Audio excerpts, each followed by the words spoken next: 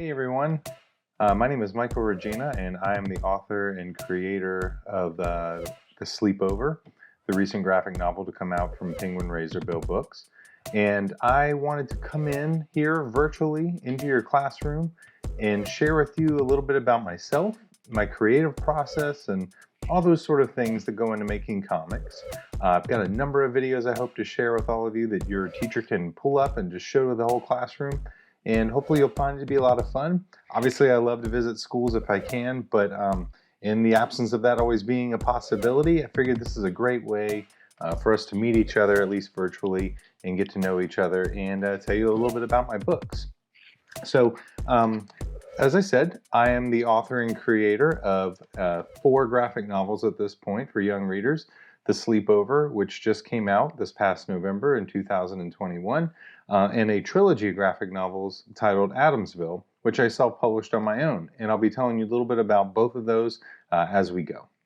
But the presentation I wanted to walk you all through today is something I do in schools all the time. And it's really about this idea of following our dreams. And the reason I like to talk about this is I think I learned a lot about this subject on my own journey in becoming a professional artist and creator, because my dream has always been to write and draw comics, and it's not always gone quite the way I would like. And I've learned a lot of good lessons along the way. So I want to tell you a little bit about that. So obviously, this idea of following our dreams is something, we're asked all the time. I'm sure all of you get asked this question. What do you want to be when you grow up? What is it that you'd love to do? And that's like a really big question, right? For someone to basically ask you, what is it that you would like to spend the entirety of your life doing when you're just, a kid, just playing video games and hanging out and having fun. And we're trying to ask you, what do you want to spend the next 40 years of your life doing professionally? And so not everybody always knows the answer to that question. Some people do, some people don't at a very young age. But the thing with it is, though, I want to pose one simple suggestion, and through walking you through my own life story, try to prove this point that I'm going to make, which is this question of what if following your dreams doesn't have much at all to do with what your job is, but rather the decisions that you make in your life. And so let me explain what I mean by that by taking you through my own journey. So to do this, though, we're going to go way back in the day, all the way back to when I was like 2 years old. So here's some pictures of me hanging out on a car. I think it's my dad's car. And I'm throwing up my hands in the air for some reason. And the reason I take you all the way back to here is this is when I discovered my favorite movie of all time, and that is Jaws. Now, Jaws is my favorite movie ever. Like I said, I saw this when I was like 2 years old. And again, maybe not something I would recommend you show to your child at 2 years old. And to be fair to my parents, I don't think they really showed it to me as much as I got up in the middle of the night, it was on TV, and I watched it. But I just became obsessed with this movie. And as a young kid, I always thought it was just because I thought like sharks were really cool. I was super into sharks and fishing, and I'm still really into fishing today. And I thought at one point, like, man, I'd love to become a marine biologist because I'd love to just study sharks and hang out in the ocean and that sort of thing. But over time, really, Jaws has stuck with me because it's just an amazing movie. It's a fantastic story. And I watch it every year. We usually watch it around the 4th of July because it takes place at the 4th of July. And it's just kind of become a household tradition. At some point in the year, we're going to watch Jaws. But along with discovering Jaws, I also started reading comics for the first time. And the first comic I ever remember owning was this book called Batman: A Death in the Family. It was a story in which the Joker kills Robin. Again, a pretty bleak story. Maybe not something you want to give to a child as young as I was. This would have been like in 2nd grade. But this story also really stuck with me because I was starting to learn at this point that like stories can have a really big impact on you. And I'm sure if I was in your room right now with you all talking, I could ask you how many of you have a favorite movie, a favorite book, and a lot of you'd raise your hands because stories really stick with us. They really can tell us about how we live life, what our values are, things like that as we move forward in life. Storytelling is about teaching us. And I was just beginning, I think, to understand this at a young age. But everything really changed for me in the third grade. So I've always been a kid that really loved drawing, but it was I never really gotten into telling my own stories. It was just like I'd fill sketch pages up with random art and that sort of thing. My dad tells a story about how once he was called into the teacher's office because I was drawing sharks eating people in my homework and stuff. So, like I said, was really into sharks. But I was on the bus going to school in the third grade when this kid had brought a comic that he had written and drawn. And it was like this light bulb went off in my head. And I was like, whoa, wait a minute. This is like a thing. People write and they draw comics. And this is like a job I could have one day when I grew up. And immediately I was like, that's it. I know what I want to do with the rest of my life. So I remember going home that day and like breaking open my piggy bank and grabbing whatever change I could and riding my bike up to the local convenience store without my parents' permission, honestly, and buying a pad of paper and pens. And I came home and I started making my own comics. And the first comic I ever actually remember fully making and keeping was this book right here. It was like an X-Men ripoff that I made up called The Dimatrons. And I still have the comic. It's like right below me in my desk here. And the pencil and artwork is really faded, but it was like I caught the bug like right then and there. I knew exactly what I wanted to do, and I just could not get enough of making comics. And as I kept making them, I started learning more and more about what that creative process looks like. So I just kept making more and more comics. So if we fast forward a few years, when I was in middle school, these were comics I was making in middle school. I came up with a new version of the Dimatrons. And I also discovered Japanese comics at this time and became really fascinated with making with Japanese comics because they were telling stories that weren't like superheroes and that sort of thing. They were just writing and creating stories, and they were about anything and everything. And I would just make comics and try to learn. And I was also learning about what it would take to get into the industry to become a professional. And to become a professional comic book artist for a long, long time meant that everybody had to pick a job. Either you had to be an artist, or you had to be the writer, or colorer, or you put the letters into the book, all this sort of thing. But obviously, as a young kid, I was just interested in making comics, so I'd do everything myself. I'd write, draw, ink, letter, color, everything I could. I'd do the whole thing myself. And I would actually take these comic book pages to comic conventions, and I would show them off and try to get work. So just to show you how far back this goes, this comic I made, Cry, over on the right of the screen, this is a book that I made maybe in like the seventh grade.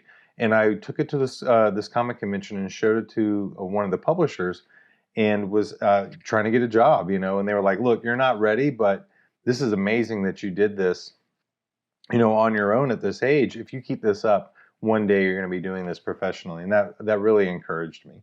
But I went home and I kept working on comics, and this was fast forward like a few more years later. This is like the end of my high school career, so I'm like in senior year, junior year, going into college. And I decided at this point that I would just focus on wanting to be the artist. So I would just draw sample pages. And back then, if you wanted to get into making comics, you would either write or you would draw the comics. And I would just draw pages there could be no dialogue on the pages that we showed. It just had to be drawings. And we would mail these drawings off to different schools, or sorry, to different businesses, comic book publishers, and try to get a job. And again, nothing was really going too well for me at this stage. And I was starting to get older and starting to think about like, well, what am I going to do for a living? Where do I want to go to college? Can I do this? Is this like just this childish dream I had as a kid that I should just let go and move on with? And so I started listening to all these people telling me this is a bad idea. You're not going to make a living in comics, and you should probably give it up. And I was like, you know what? They're probably right. I've been doing this for a long time, and it doesn't seem to really be working out.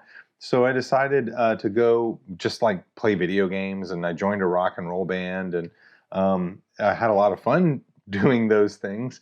But you know, looking back on it, there was a lot of wasted time, a lot of time that I spent doing things that I shouldn't have really been doing. And if I really put my efforts and energy into my art and focused on getting better at that, maybe some of these opportunities I wanted later might have come together a bit faster for me.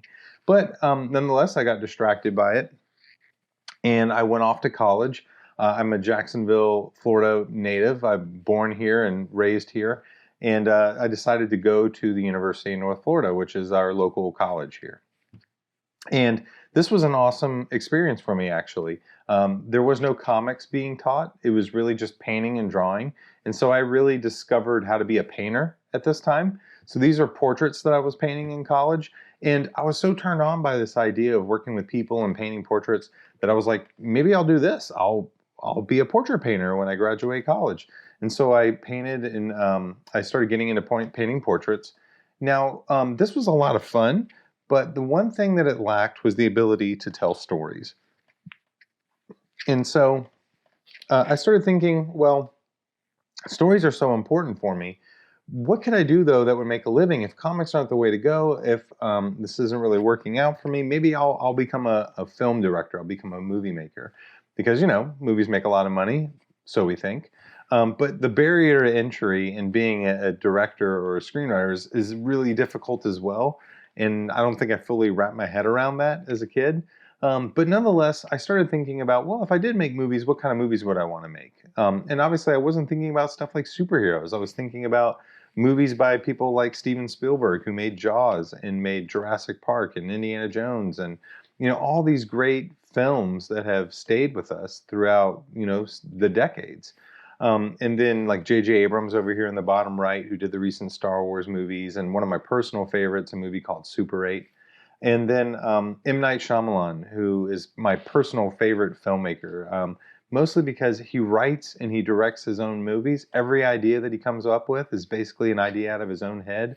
And I just really resonated with this idea of being the writer and the artist. I'm sorry, the writer and the director, just being a total filmmaker. But the problem with making movies is it's incredibly difficult to make movies for a living.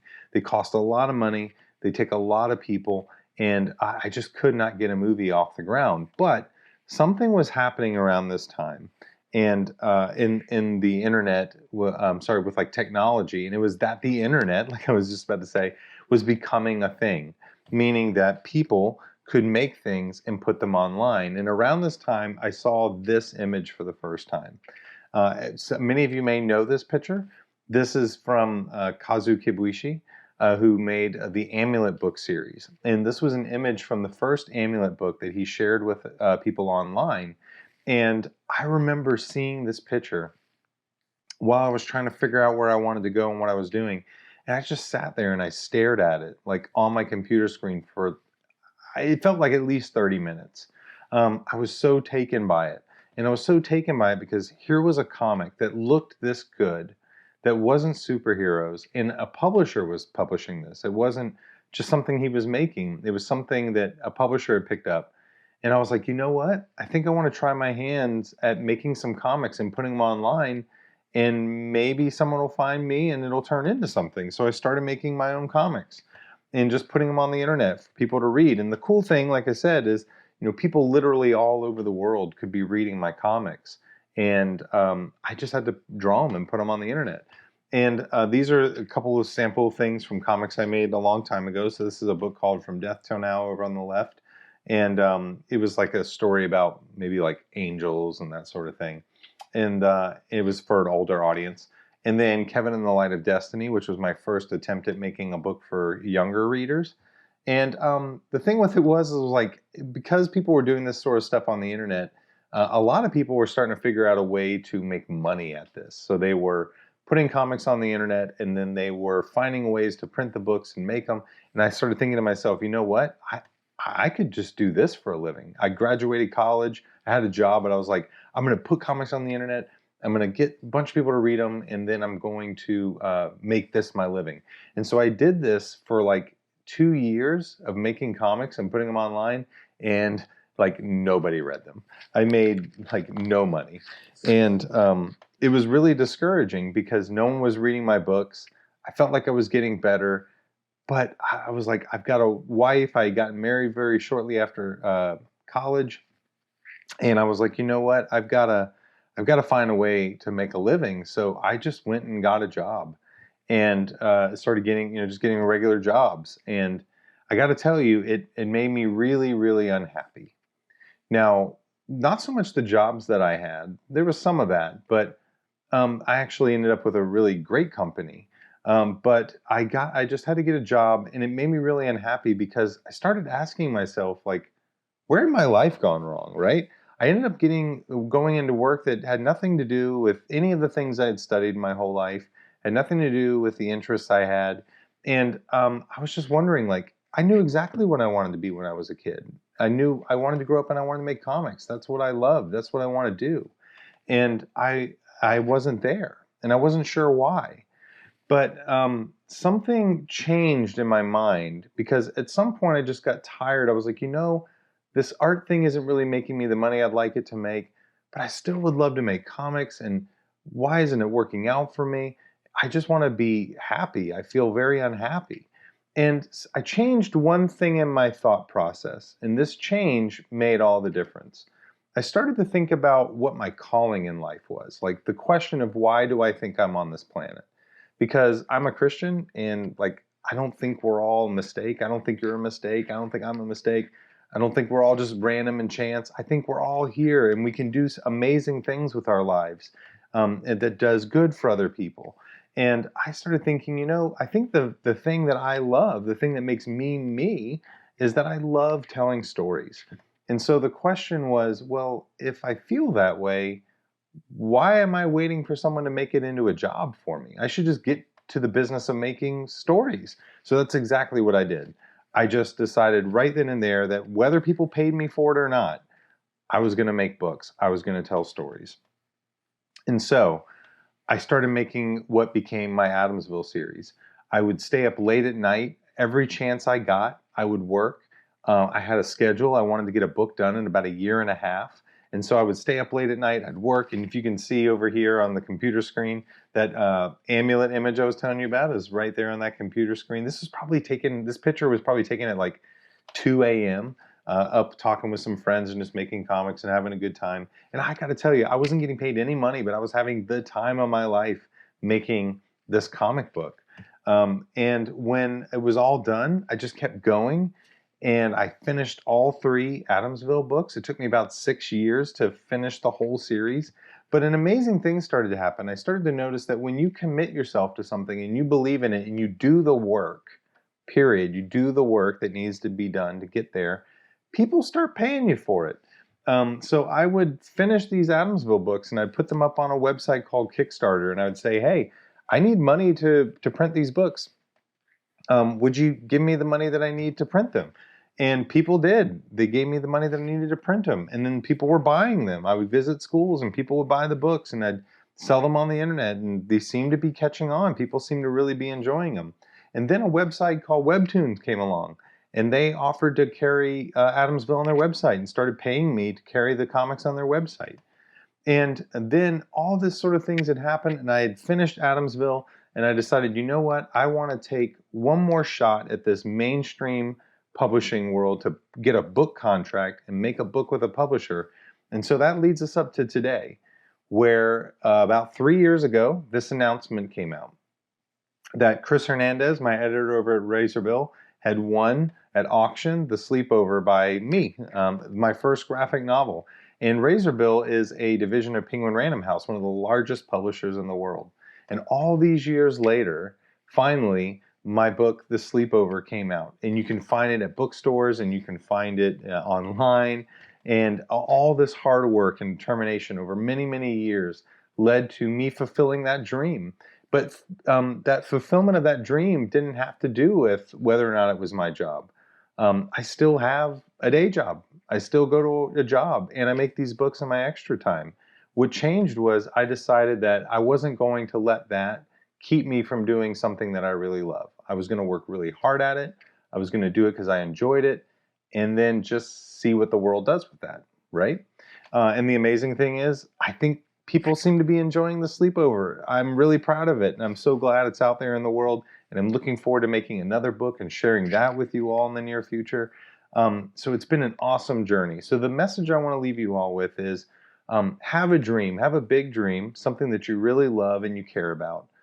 But don't let whether or not it becomes your job keep you from pursuing it. Be patient, diligent, work hard at something. And hard work usually rewards you in the end. And do it because you love it. And you never know where life's going to take you. Just don't give up on it just because it's, maybe not what you do for a job. Find ways to enjoy it, whether that you're getting paid at it or not. So that's my presentation about my following dreams. What I wanted to do, though, real quickly, because I've been taking up about 20 minutes so far, is walk you through what the Sleepover is. I jumped forward a little bit there. But so a few things about the Sleepover if you never read it. So the Sleepover is a really special book to me because it's fiction, meaning it's not real, but it is based on some real things that happened to me in my life. And what those things were is when I was a kid, unfortunately, my parents were divorced when I was very young and lived with my mom, and my sister and I lived with my mom, and she worked at a restaurant and would have to work late at night. And so that meant that we needed someone who was there at the house with us. So like when we came home from school, so that we had food to eat and we went to bed on time and all this sort of thing. And rather than have like just a rotation of babysitters, my mom had hired a nanny, and her name was Ruby. This is a picture of my sister and I when we were young. And her name was Ruby, and this is one of the few remaining pictures I have of Ruby. And Ruby was our nanny and when I was a kid.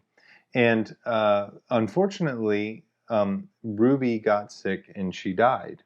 Now, Ruby was, we loved her to death. She was like a family member to us. We loved her so much. And she took great care of us. And losing her the way we did was devastating to our family. We lost this person who really was like the glue holding our family together. And I wanted to tell a story about that experience of losing someone that meant so much to me, and a story about my friends growing up. And so I actually set the story in the house that I grew up in. So this is the house I was living in at the time. It's set in the year 1993, which I don't think that's exactly when all these events happened, but I actually picked this year because that's when Jurassic Park came out, and Jurassic Park was like my generation Star Wars. And so I set it in the house I grew up in with the friends that I grew up in. As far as like I created fictionalized versions of all these people in my life. It's not based on real people. I'm sorry, it is kind of like based on real people, but they're not them. They're all fictionalized versions of people that I know. And I took this very real circumstance that I had and I built a story around it. Now, the story is about Matthew, a boy named Matthew, and his friends, Tio, Mario, and Charlie. Matthew's the second one there on the left there holding the popcorn. And they all want to cheer Matthew up after Ruby passes away. So the story starts up with meeting Ruby and Matthew and this family. And we see that Ruby passes away. And the character Ruby passes away, this really sends Matthew's character in a tailspin of emotions because he lost someone who meant so much to him. And his friends, in an effort to try to cheer him up, decide, hey, why don't we have a sleepover party with Matthew? Well, the problem is Matthew's family doesn't have someone taking care of them any longer. And so Matthew's mom has to find a new babysitter, a new nanny, really quick. And there's this local legend in their neighborhood that if you go into the woods behind the house, there's a witch that lives back there. And if you enter her woods, she will hunt you and stalk you and eat you and all these sorts of bad things. And because Matthew and Judy are not being very smart, they venture out into these woods and they encounter these ravens. And when they return home, they discover this new babysitter is there. And her name is Miss Swan, and she seems a little creepy. And as the sleepover party commences later, when Matthew's friends show up to cheer him up, things start to get weirder and weirder, and the question starts to become, is she the witch of legend? And so the rest of the story of the sleepover follows these kids as they go on this adventure of fighting this potential monster that lives in their woods in the back. So that's what the sleepover is all about. And very quickly, I want to walk you through my creative process and what I do when I make comics. So the creative process for making comics for me always starts with creating a script. I love to write my books out first. The reason is because it's a lot easier for me to change something in Word format than it is for me to fix the art. So like, let's say I want to set the story in the woods as opposed to a neighborhood. You can just change the word woods to neighborhood and suddenly you're painting a new world with pictures. So I write my script. I use a format called screenplay format, which is like what movies get written in, because that's how I learned how to write. I write the whole script out, send that off to my editor once he's good with it. And he's like, yep, Michael, story looks good, let's go. I then take that script and I do a rough draft of the artwork, like a sketched version of the artwork. I do this all on the computer because it's really easy to organize information and adjust art that way. And the scene that we're looking at here is a scene in which Mario and Tio are discussing the weaknesses of monsters. So they're talking about how every monster has a different weakness and so on and so forth. So I take those sketches and I turn that sketch into finished line art. Now, again, I do this digitally. You can do it on paper with pencil and pen and so on. In fact, I'm really learning how to draw on paper again and do some of this sort of stuff. But once I have that finished image, I then take that and I do the finished colors of the art. And I do this process over and over and over again until I have a finished book. And so if any of you are enjoying writing and drawing and you'd like to make your own comics, I really encourage you to try this process out. You don't have to use a computer or an iPad, but try writing out what you think your story is going to be. And you can write it out by page, panel, however you want, but just have a good idea of like, what's the beginning, middle, and end of my story. Then sketch that story out, and then take those sketches, develop them into finished artwork, and add your words and all that sort of stuff, and you'll have a comic. And it doesn't have to be a big comic like the Sleepover is, but it can just be like a short little story or even like a one-page story, just to learn and practice and grow. You'll learn a ton. You'll have a lot of fun with it. So that is my entire presentation. This is what I do when I visit schools. I hope this was a lot of fun for you to go through my own journey as a creator, get a peek in behind the scenes on my own process and sort of the true story that inspired The Sleepover. And if you've never read it, I hope you'll give The Sleepover a chance. And I look forward to maybe what you think of the story. Feel free to send me an email or a line. Just let me know what you all thought about it. I'd love to hear about it. And if you like a good creepy story, I think it'd be right up your alley. So thank you so much for having me in your classroom virtually. I hope you've enjoyed it. I look forward to seeing you all maybe in the future. If you have questions and stuff, feel free to send them in an email. I'll do my best to follow up. But I also have a frequently asked questions video that I'll be uploading shortly too. Thank you all so much. Appreciate you having me. We'll talk with you all soon. And creepy reading.